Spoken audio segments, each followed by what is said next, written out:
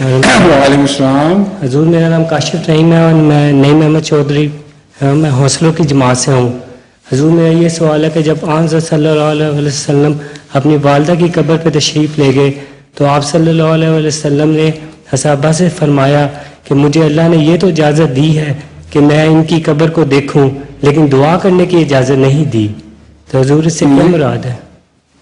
یہ ہے حدیث مسلم اور حدیث میں آتا ہے. اس حدیث میں یہ مسلم اور ابن ماجہ کا حوالہ دیا گیا ہے.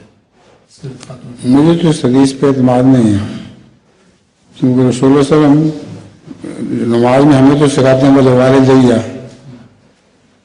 اس میں والدہ بھی آ جاتی ہیں.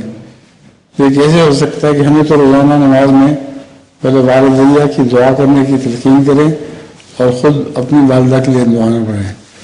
اس لیے تضاد لگتا ہے ان حدیثوں میں. جزاک اللہ.